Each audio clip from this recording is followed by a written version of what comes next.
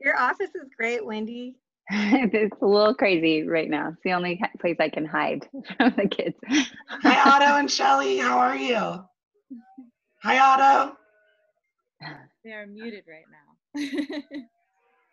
Everyone. Sometimes it takes a Hi, second to Rich. push Hi, that Bobby. audio. Hi, Heidi. Hi, Jeff. Hi, Joy. Hannah. John Hickey. John is on a beach somewhere. He has a sunset behind him, which is like really against the rules right now, John. Well, yeah, everybody The should beach is use being the closed. Well, thank you all for joining us. We're going to go ahead and get started so we can stay on time. More people will join the call as we get started in the next 5 minutes. But welcome to our very first Lunch and Learn. This is our new weekly series. This was actually a brainchild of our chairman of the board, Todd Hoff. This was his idea to start having these weekly lunch and learns so we can hear from a parent or a community member and stay connected as a community during this time. And, we've all been at this for almost a month now. So I'm sure many of you have had multiple Zoom calls at this point. I'm going to kick it off by introducing Dana Hoff. And Dana's going to share with you all a little bit. Before I do that, I just want to make sure we go over the rules. Please mute your microphone when you're not speaking. We recommend the speaker view for your presentation. So in the top right corner of your screen, there's a speaker view option or a grid option, either one. But speaker view is probably going to be best for when Wendy and Dana are talking. And sharing your video is optional, so you can either have your video on or off. It's up to you. And we will have 15 minutes at the end for a Q&A. So please put all of your questions and comments as they arise into the chat bar. And we'll review that at the end for question and answer. So I'm going to go ahead and pass it off to Dana Hoff, and she's going to lead us on our first Lunch and Learn. Hi, ATPF family. So happy to see everybody. Wow, feels like a really long time for some of you, like Heidi. Hi, Heidi. Is there anyone else that's on there that I can't see? Or can I I think you can see pretty much everyone right now. Okay. Well, most of you know Autism Tree pretty well, and I just wanted to make sure that everyone knew how hard we've been working this past month. We actually had the inside line that the schools were closing well before they closed. And on March 12th, we started doing the 1-minute videos. We knew we were already getting calls from parents concerned that their jobs were closing or their daycares were closing. Things were happening kind of not all at once at first. So immediately we said, what can we do? And we were having calls about that. And today we have over 40 videos on our YouTube channel. And it is the singular in 16 years of doing Autism Tree, the biggest impact that we've ever had. We are seeing agencies, schools, different languages liking different videos. We've now had over 110,000 people interacting with Autism Tree in this past month. So in the middle of a time that's really, really globally challenging for everyone, I think it's been a huge opportunity for us to adapt and reconnect and learn. And some of these things that we're doing, like we're doing right now, I think are going to be a huge way for us to keep growing as a community as we go forward. And on that note, Shelly, I want to say how much me and Todd and Garrett absolutely love the program that you've started for people on the autism spectrum, that nonverbal. Otto, you're doing such a great job with the typers. And we looked at all 20 programs the team did early on and said, which of our 20 programs can we take virtually? And we've already successfully done, including this one, 13 virtual programs at Autism Tree. Largely they're to serve our families. And we're so excited that we have 8 more coming up this month. And we simply couldn't do everything we do at Autism Tree without volunteers. Last year we had over 280 events on our ATPF calendar, and that just simply wouldn't happen without over 400 volunteers that ongoingly support our efforts. We do an email that goes out every week to our volunteers, and I looked at the one that just went out this week, and there's 13 events that we're looking for volunteers to help.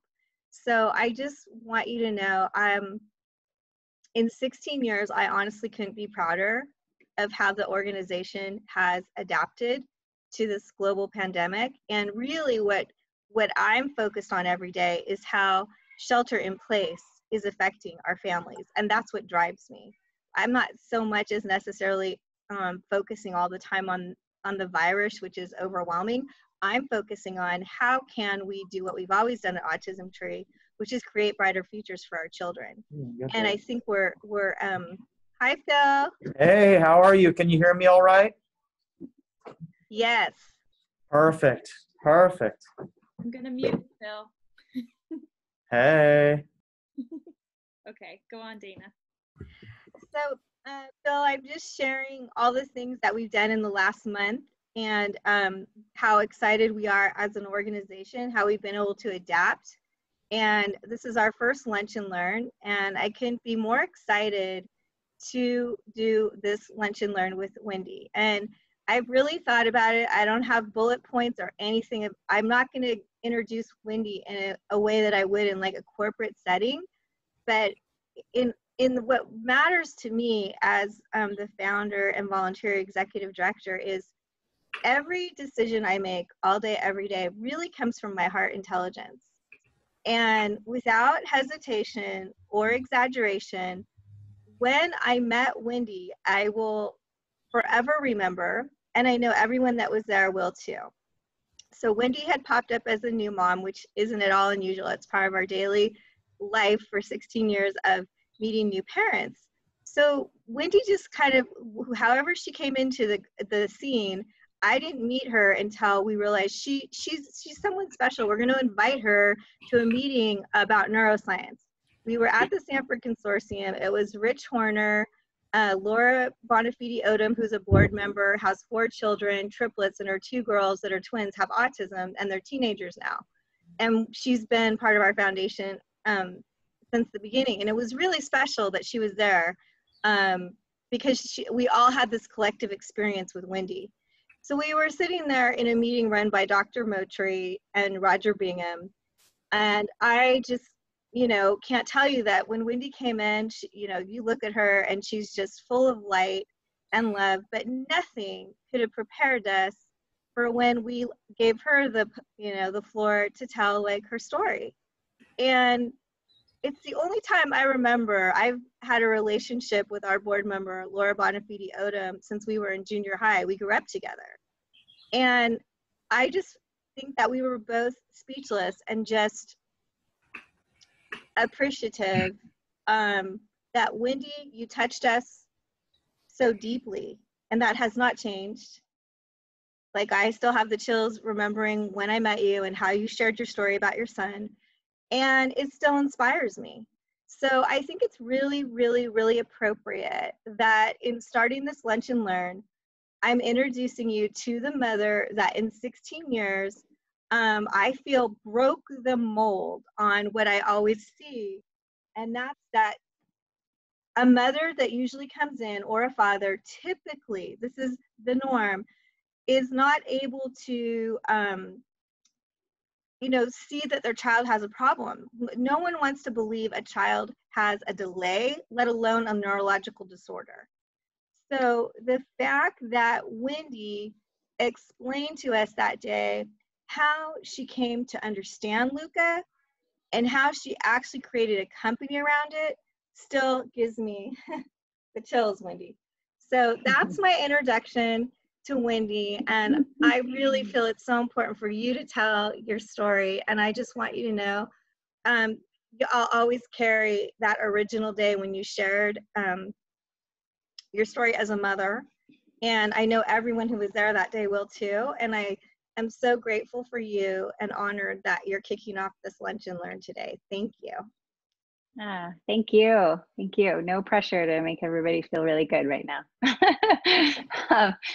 Thank you so much, Dana. Yeah, I'm so honored to be part of Autism Tree and to just do my little part in what it is that we try to do with our family and with our company and with the community around us. So Luca's story, Luca was 4. He had just turned 4 when we got his official diagnosis, which is pretty late because Luca was a really early talker. He was one of those rare ones that talked really young and ended up developing echolalia, which we had no idea what that was. But when he was diagnosed, of course, we started doing all these different therapies and figuring out, what do we do? We were throwing everything at him. But at that time, he had an obsession with letters, right? All of our kids go through these moments of obsessed with certain things. His happened to be letters. Like, he taught himself how to read. He was obsessed with fonts. And so wherever we'd go, it would be all about looking at the letters and figuring out the fonts. And he'd get really frustrated, however, when we'd go to places, if a word was written on a glass window or a glass door, because then when we'd walk inside, the word would flip and it would be backwards. And his little brain just could not understand why the word had to be backwards. So we would walk in and out of buildings and places like 20 times. And I'd say, hey, buddy, it's meant for us to read when we're on this side. And now once we go in, it's meant for the people to read out there. And so it took about a month of that explanation for him to finally stop asking.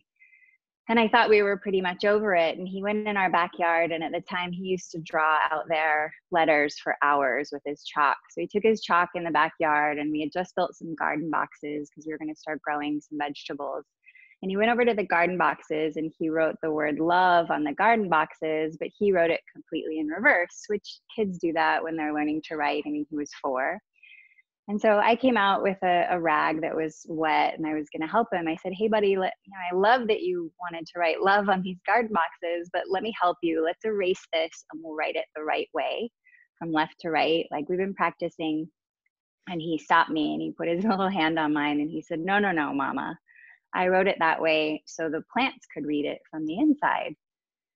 And it was just a moment for me, a little glimpse into the way that his brain works. Here I thought that I was right and I was going to fix something, or help him fix it. And he, in that moment, taught me that there isn't one right way to do something, right? That he saw it differently. And it was so much more right than what I thought was right. Just that in-depth thinking, it blew me away, where I immediately went in with tears in my eyes and told my husband we were canceling all the therapies because I hated them at the time. They made me cry. They were horrible. They weren't, we were coming about it the wrong way. And so we had managed it in a way that we were trying to fix Luca.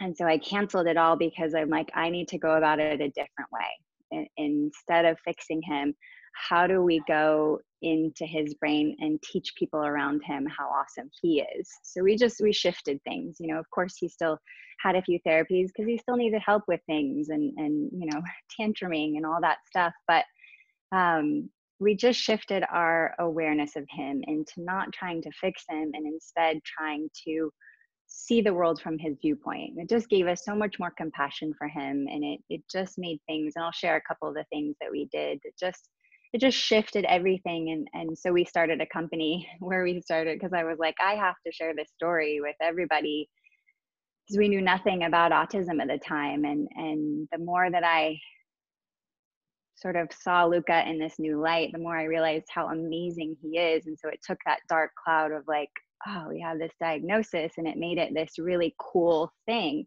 And I thought, what if every parent, rather than, when you get that diagnosis, rather than going through that moment of despair and heartbreak, what if you're like, okay, cool.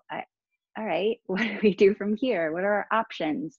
It's a jumping off point. It's not a dark cloud that hovers over your family forever. So we started making shirts that said love in reverse. I started making jewelry. We just started doing anything we could to share that story with the community around us.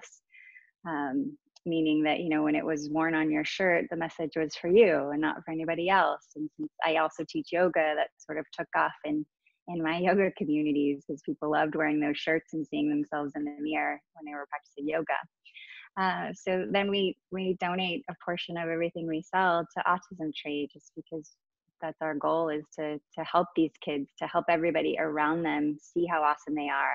I realized that it was going to be a lot easier for me to shift the way everybody around Luca sees him, as opposed to trying to change him.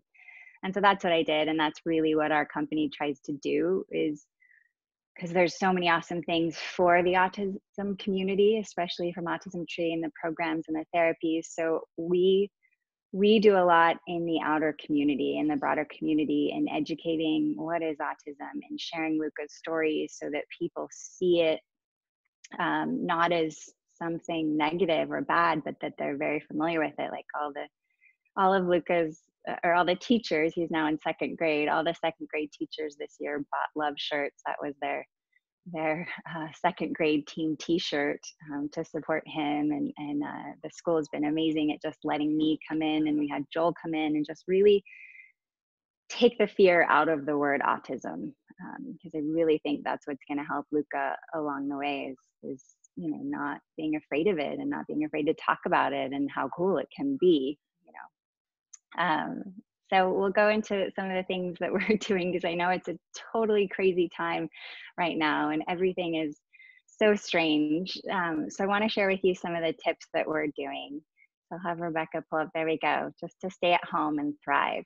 So one of the first things that I did, because part of what we do at Evil is love backwards, by the way, is again to educate the community around us. And I was heartbroken when they closed school, because Luca does great academically, but socially he really needs that piece of the puzzle. And so I thought, he's not going to get that social interaction. But I always think, okay, well, what can I do? Because we can't obviously do that right now.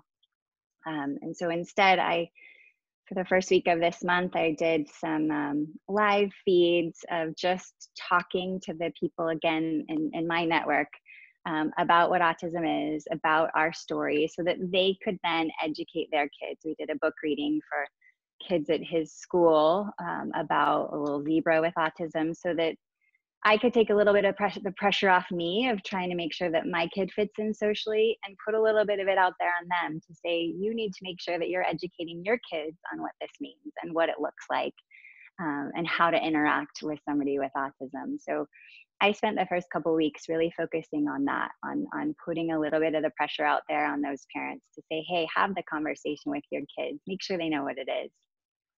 And then I shifted to, okay, now what are we going to do at home?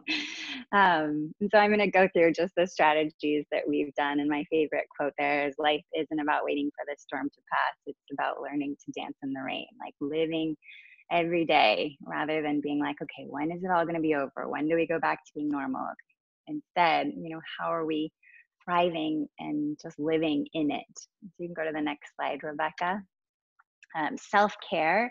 In yoga, we call it a sadhana, which just means your own personal practice or devotion or ritual that you do for you. So that could look like a cup of coffee, reading the paper, sitting and taking 10 deep breaths. Like, it looks different for everybody. For me, my sadhana involves getting upside down for a moment. I have an inversion table because it's really good for my spine. It helps me shift my perspective. Right? I also drink a full glass of water, and then I sit and have as long a meditation as possible, but usually the kids are up by then. So just setting an intention for the day and being like, okay, how do I want to show up for them today? What kind of mom do I want to be today? And if I have that time, if I get my upside down time in, I drink my water and I do my brief meditation, then I'm ready for them. If I'm not, if I slept in a little too late, then it's a bit of catch up all day long, right? So if you set a specific intention of how you want to show up that day, it just helps so much. And you have to give yourself the time. Like, as a mom, that's the hardest part to remember, is being caring for yourself enough. So what do you need in the morning, whether it's 3 minutes or an hour, or maybe it's at night. Maybe you have a nighttime sadhana that you do that involves a glass of wine and sitting and watching your favorite show or whatever. As long as you have a ritual that's filling your cup,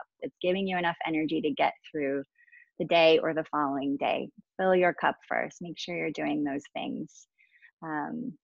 give yourself a break if the kids have to be on screens a little bit extra so that you get a moment. I totally get it. It's totally fine. By filling your cup first, it sets the expectation for the kids too. If they see that you're taking the time for you, that's something really important for them to learn, that it's really important to take care of themselves eventually, someday. You can go to the next slide, Rebecca. Okay, so we're gonna get into, my biggest thing with Luca that I learned was to follow his interests, because when I tried to go about something the way the school was telling me to, or a therapist was telling me to, we always ended up getting into a dead end where he would lose interest and we weren't getting anywhere. So following and going into what he was into and using that as a tool to learn was a game changer for me, right? So I put, you're the expert on your child and you can grow their brain through their specific interests. So this picture here, after Luca was obsessed with letters, he became obsessed with colors. He wanted to know how you mixed colors to make other colors. So I used to take a ton of paint cards from Home Depot. I feel a little bit bad about that, but it worked. So one thing that we were struggling with was tantrums. He was melting down for 45 minutes in any one tantrum to 2 hours. Like, they were really long and he'd get stuck on one thought and couldn't get past it. And we just had such a hard time with those tantrums. So at that time, he hated the color blue and he loved the color red, right? Colors were his thing though. He wanted to know more about colors, but he knew he hated blue. And so what we did is we had him write on the blue card what happens when he starts tantruming, what happens physically in his body. We talked about it and he wrote it down. He starts repeating things. Voices get loud, whether it's his or mine or daddy's. Usually there's tears. Usually there's water coming out of his nose. And so then on the red card, which was his favorite color at the time, he wrote down things that would make him feel better in that moment: a hug, to draw, to sit in a beanbag, to drink some water. And so when he would have a tantrum, I would simply pull out the cards. And so because the cards had colors on them, rather than being in tantrum mode, right, which is so hard to get out of, it would take him out of tantrum mode just for a moment because it was something he loved. Like, he loved colors. And so he'd see those color swatches and it would take him out long enough for us to be able to talk through the tantrums. So our tantrums went from 45 minutes to 2 hours, then down to about 10 to 20 minutes, right? It was awesome. I was like, this is amazing. So as he evolved, we started doing more things. You can go to the next slide. Yeah, so we took the colors then and we introduced the zones of regulation. If you're not familiar with that, those are great ways to assign colors to emotions or things that kids are going through. And we use that all through his kindergarten as well, which was really helpful because his kindergarten teacher put those up. And I got to come in and teach the kindergarten teachers what the zones were. And we did some yoga with that. So then we just took it even further, right? He loved doing color by numbers. That was a preferred activity. When he'd need a moment, I'd pull out a color by numbers and he would just zone in and do that. We printed up a multiplication sheet because he started to love numbers. We started to mix the colors with the numbers, which shifted his obsession towards numbers, which was really cool and really fun for us because now we had a whole new platform of things to work with. So be creative, think outside the box, go through their interests. You can go to the next slide. And so then when we got to numbers, things got even more interesting. He was struggling understanding when he needed to go potty. He was going potty all the time in school. This was first grade. And so he's with the numbers, he blows my mind. When he gets stuck on something, he goes for it. So he was all in on the numbers. So he started to understand fractions in first grade. So we talked about, okay, how full is my bladder? it a 1/4 full? And we'd fill up a balloon and show him what that looked like. Is it a half full? Is it 3/4 full? So that he knew how long he could wait before he needed to go potty. So we just started to shift everything towards numbers. He was given a measuring wheel, which was his favorite toy for about a year. We measured everything. But it was great because I'd take him to stores with me. The picture is of him at Staples, and he was awesome at stores. I'd be standing in an aisle and he'd say, "Can I measure this aisle?" And he'd measure the length and the width and come back and report to me. So he was staying engaged, he was staying interested, and he wasn't tantruming or doing anything. He was in it. He was in it because I kept his interest wherever we went. So I could follow their interests to get them engaged and help them understand the world around him. Even this last summer before 2nd grade started, we went to his school to meet his teacher, and we brought the measuring wheel so that he could measure the classroom. Right? I knew that would be a question that would be in his head when he started school, and even the principal, who's just awesome at the school, so that I could have a conversation with the teacher. He took Luca out to the field where they play at recess and helped him measure the entire circumference of the field. God bless him. It's a really big field, but I just the fact that they're willing and they're open to letting him do the math that he needs to do to calm his brain, then he's there and he's attentive, and he understands the world around him now in terms of math. He knows the length and width of every driveway in our cul-de-sac because he's measured them at least 50 times at this point. So, but we're going with him rather than saying, no, that's enough of that. He enjoys it, and it really does keep him engaged. Like, he's so excited to tell us the length and width of a store, and then he has the most insane questions like, what's longer, the depth of Home Depot or the depth of Target? And I'm like, I don't know. But that makes him happy, and he's engaging with me, and he's engaging with other people. He'll run up to anybody and throw out those questions, which I love because he's engaging and he's making conversations and connections. You can go to the next slide, Rebecca. Okay, cool. And so this last year, we've taken the math and expanded it even more for him to, like, when they first canceled school, this was the activity I was having him do on the left. Every day I would take the local store ad, because he loves food as well. Food is definitely high up there for him. That's all he ever wants for his birthday or Christmas or anything. I go to Sprouts and I fill up jars of the, what do you call it? Just the bins there, and bring him home and put a bow around him, and he's thrilled. He doesn't want toys. He just wants food. So he took the ad and I gave him a shopping list and said, I want 2 pounds of grapes and I want 3 pounds of strawberries. So it involved math, equations, which he loves because he had to figure out the price. And then he had to come to me with the total and with his pretend money, and he'd give me money and I'd give him change. So it was this really great, probably 30-minute exercise that's really amazing for real life stuff, right? But going through his interests, because if I just said, okay, we're going to go to the store, he hates going to the store, which is good now because we're not going to the store anymore. But it gave him a little bit different take on it. So now when we go to the store, eventually, he likes to look at the prices and how much per pound, and it's just giving him more awareness again of the world around him, and it's enhancing his knowledge. And a friend of mine suggested if he got interested in it, because he does love travel as well, to see where those fruits and vegetables are from, and then to go even deeper with this local ad. Okay, this mango is from Mexico. Let's look on the map. Let's find where Mexico is. Let's see what else Mexico grows. Just taking that really narrow interest of math and then just finding a tunnel and opening it up to say, okay, here's all the things we can learn from that.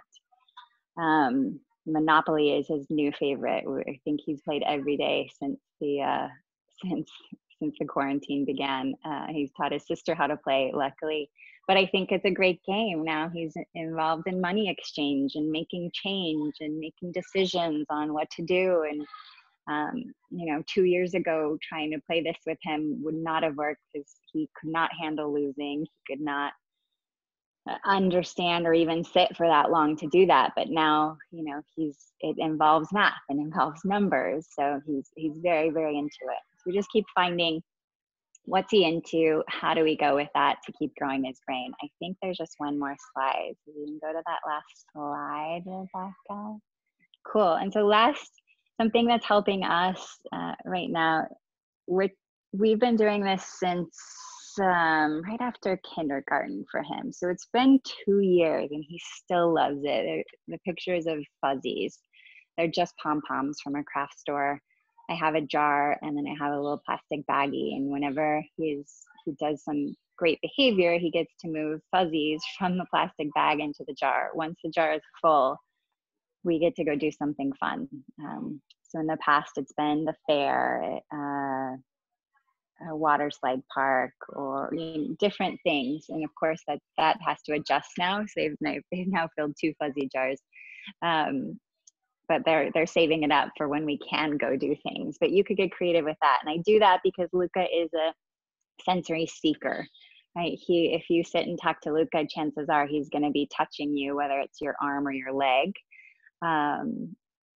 He just needs to he needs some sort of touch when he's in conversation with you, but it's a great thing, right? That tells you that he's interested in you. So I did the fuzzies because it gave him some tactile and also a visual to say, oh, look at how great I've been doing. So they've been really helpful for us. But you can find, what is your kid into? Does your kid like smell? Maybe it's smelly stickers, maybe it's coins, because maybe the sound they like you gotta know, you are the expert on your kid. What will work for them. But having a reward system has been really helpful, having them home all the time, because they love the fuzzy jars. And I have a daughter too, and they're very competitive right now, and they have 2 separate jars. So that's helpful to see whose jar is a little bit more full. There is a podcast that I love if you do have sensory kiddos who have sensory needs. They have a ton of podcasts on there. It's called the Sensory Project Show. It's 2 occupational therapists who just have really incredible ideas. If you saw our video that we posted for Autism Tree on Bubble Mountain, which is just a big bowl full of water, a little bit of dish soap, and straws, and the kids blow into it. We learned that from them. That's really calming on the nervous system because they're forced to exhale. So that was Luca's preferred activity for a while when he was melting down. He said he would be crying. He'd say, "Can I do Bubble Mountain?" Of course, buddy, go do Bubble Mountain. So they're a great resource if you're looking for things for sensory kiddos, fun activities. It's been really helpful for me just to give me ideas of what can I do right now to keep him focused, to keep him present, to keep him here. I think that's all I have in terms of slides. My parting advice for you guys before we jump to the questions is, again, just go with their interests. Like, what are your kids into? And it's hit or miss. It's a lot of trial and error. There's a lot of things that we tried that didn't work, and you'll know right away. And then there were these things that stuck. And so don't be afraid to try something and throw it out the window the next day and try something else until you find something that fits, but go with what they're interested in. Cool. All right. Great. Let's open it up to questions. So much. Thank you so much, Wendy. That was all so incredible. And gosh, I know that this is meant to be a platform for all of us to be able to share, and it's our first one. And we're going to send you all a survey after we finish today, asking you what other topics you would like to hear on in the future and what other kind of guest speakers you would like to see. It's really incredible to have a parent's perspective right now, just because Wendy isn't home full-time like all of us, with 2 kiddos and running her business and everything and trying to manage it all. And it's just really inspirational to see what you've done with your kiddos. And we all know that it's a massive amount of work and none of that comes easily or overnight. But it's incredible what you shared with us today. Thank you. If anybody has any questions, we'd like to open it up again right now for Q&A at the end. Questions or comments, you can unmute yourself or you can type it into the chat bar.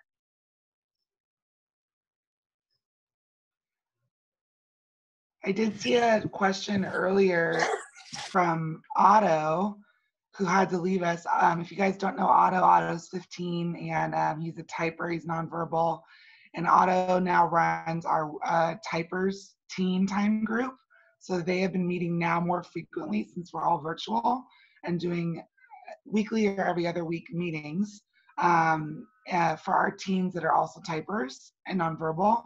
And so Otto had a question earlier in the chat where he said, does Luca have synesthesia? If you can see that in the chat, Wendy.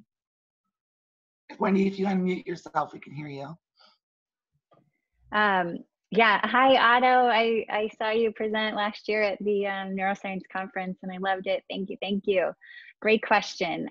I think he does, just because he asks a lot of random questions like what I think 5 o'clock would taste like, you know, which is kind of that blend of two odd things. So I feel like he does definitely have synesthesia. If you don't know what synesthesia is, it's taking two senses and kind of combining them. Like I said, like you would never associate taste with a time and a clock, but they often do. Yeah, and I think it's super cool. So we'll see. He's 8 now, so we'll see how that unfolds. But I think he does. Yeah, cool.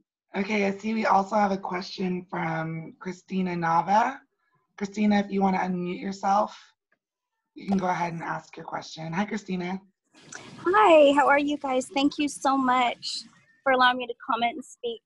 I just want to say thank you so much for sharing your story, and it is such an inspiration. I can relate so much to this because of the similarities with my child. But I wanted to ask you, and for me, I think education and educating people, you know, around is so much better. Trying to embrace their differences, not trying to get my daughter to fit into the mold of society, you know, what everybody considers normal. So what I've noticed when I go out in public is mainly it's not even the kids, it's the adults that will kind of make a point and just, they'll make it such a point to stare or just give me these looks and things like that. So I had a shirt made and it said, "This is Chanel. Hi, I'm Chanel. I'm on the autism spectrum." On the back, it said, "Learn, grow, accept. And parents, please teach your children to, parents, please educate to tolerate." And I just know that my daughter is so hypersensitive. People think she may not notice that, you know, what's going on around her as far as the looks and smarts or whatnot. But it bothers me because I feel like it bothers her, or maybe it doesn't. What do you do when you're out in public, and did you let that stop bothering you a long time ago, or how did you do so? That's a great question. We've had a few instances where my mama bear comes out, but for me, we just try to exit out of that situation, because if somebody is already ready for judgment, it's just going to escalate, because I know that I'm already escalating, and I know that I'm going to come from a place of anger, and so I find that we exit those situations rather quickly. Luca has a really great way of just making, he loves adults. He loves adults. So he will walk up to anybody with a math question or with excited to tell them something that happened in his life. And now, because he's more comfortable doing that, because we've given him the script of how to approach somebody and what to say, he still doesn't notice much about other people. Like that's slowly starting to happen at school now. Some kids are saying things that are bothering him, but I try to go with him, and if it's not bothering him, then it's not worth that fight for me. Instead, educating in a space where people are ready to hear it is far more impactful than trying to argue in a moment. So think about your community. What can you do in your community to make changes? I know we've always been really, really open. I love that you made that shirt for your daughter. That's amazing. I have been an open book because a lot of people in this community aren't, and they have a diagnosis that they've hidden from most people for a long time. And so when we came out and we showed up at the school and I was like, hey, here we are, we're flashing autism, like we're happy to talk about it and tell everybody. And the school has been so appreciative of that, and thus then let me in to do different education type things, so that a lot of parents know. Even one day when I was a rough day with Luca, and then I had to go and teach most of the day, and I came home, some of the kids in our neighborhood had a lemonade stand, and they had known Luca, you know, for a few years and knew his story because we've had conversations with all the parents that are around us, and they've come to us. We're like, hey, we're an open book. Like, what are your questions? And, you know, so they've come to us with questions of what they should tell their kids. And so those kids then that had the lemonade stand had left an envelope on our front porch that said, please donate this to helping kids with autism. So I'm like, there's people out there that are the opposite of what you're experiencing. And so you want to find those people and let those people be on your team and help advocate for you, because in those moments when somebody is going to be judgmental, you don't know what they've been going through that day. You don't know if they've had a rough day. So all you can do is step away from it and go into the places where you can educate people. I don't like to have those fights in that moment. Yeah. Thank you, Wendy. Yeah. I know that Shelly also has a question. Hi, Shelly. Sure. Hey guys, so I loved your presentation, Wendy, and I love hearing about the awesome stuff that you've done and that you are doing with Luca, and to try to figure out how to best support him and his interests and teach him skills and things that really align with, again, like what he's interested in and what makes the most sense for him. And so I'm a BCBA, and I just know that so many of my families and the parents that I work with would do so well, and it's really much needed to be able to hear all of the things that parents are doing. My question is more so to you guys at Autism Tree. Have you guys thought about recording, or are you recording these Zooms? Because I feel like posting them somewhere for people that aren't able to make it would be super helpful. And again, like all of the things that you said, Wendy, are so amazing, and I really want all of my families and my parents to be able to hear what you're doing. So yeah, that's my question to you guys. Yes, we are recording this today. Awesome. And we will be posting it afterwards. And we're going to be doing these now on a weekly basis. You know, we have a lot of parents that we're asking to lead future sessions, and also community members. And like I mentioned earlier, we will be sending out an email afterwards to all of you with a quick 5-question survey. It's going to be asking you like more. And Shelly, I'd love to hear from you. Like, what do you guys want to hear about? What do you want to talk about? What kind of experts or people do you want to hear from? And we want to be really outside of the box during this time. And even after we get through this time, I think we'll probably continue these. I think they're a great use, and we can reach people even further than our San Diego Bay Area. We have Heidi on from Wisconsin and Jeff on from Massachusetts. So we have people on from all over, which is wonderful and beyond our normal reach. But thank you for sharing that, Shelly. Wendy, do you want to add anything? No, I love that. Yeah, let's get it out there more. I just want to shift people's perspective, just like Luca shifted my perspective that day when he wrote Love. I just want people to see autism as something that's quite amazing, and not something, again, that's negative or anything like that. Just how do we work with them? How do we shift? And I just want to share what Vanya, wave your hand, Vanya, say hello. What Vanya wrote in the chat earlier. She said, Wendy, you guys are beautiful. Thank you so much for sharing. So much of your story I relate to also. Needed sunrise early on, which is built on many of the same principles. Our journey has been messy as all heck as we continue to find our way, but it has been full of love for our son. And each time it gets messy, we find our way back to love. I love that love, and shifts in perception always come back to love. It's the foundation of everything you're saying. Thank you so much, and thank you, ATPF, for this. My heart needed to hear this today. Yay. Thank you, Vania, for sharing that. And thank you, Wendy, for sharing your story. Yeah. We're right at 12:45, so if anybody has any other questions, you can ask them now. Otherwise, we're going to wrap it up, and we will be sending. I want to do a little close. I just want to say how much I value each of you, and if I don't know you, I would love to get to know you. And what you just shared from the heart is the essence of the heartbeat of Autism Tree. So it means everything to me that you shared that, because we just proved that we can use a virtual, have a virtual meeting and we can feel that heartbeat.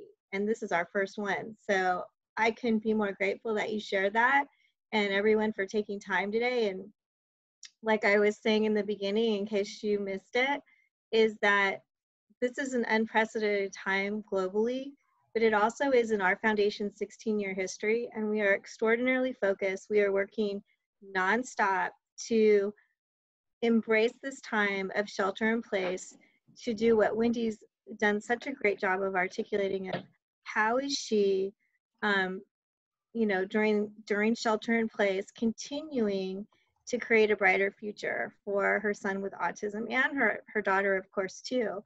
Most of our families have multiple children, and they don't all have autism. So we care about all the families, every age, and we love it. If you want to be involved in what we're doing, we are loving, like I said, if you missed it, we have over 110,000 people this last month from all over, schools, agencies, other countries, that are watching our 1-minute videos and the reading. Now people are reading books. So if any of you have an interest in doing that, I want you to know we love it, because we are a family. I also think during this time when we're not connected, that it's so special to see your faces. So also when we get to go into someone's home and see them reading, and then the dog's running around and the kids are running around, it's just really actually special, although it's also very challenging. So I just, I couldn't be more grateful for this first Lunch and Learn. And I look forward to doing this every week. And I look forward that you guys are founders with us on Lunch and Learn. So please maybe take that serious and help us succeed. And I love that our first one had 2 of our hardest working volunteers from other states. Heidi, we miss you out here in California terribly. And Jeff, we love that you're on our committee to celebrate our Sweet 16. You've been awesome. So Thank you. love everybody so much. Have a beautiful day. Have a beautiful day. We love you Take all. care, guys. We'll see you soon. Thank you. Bye, guys.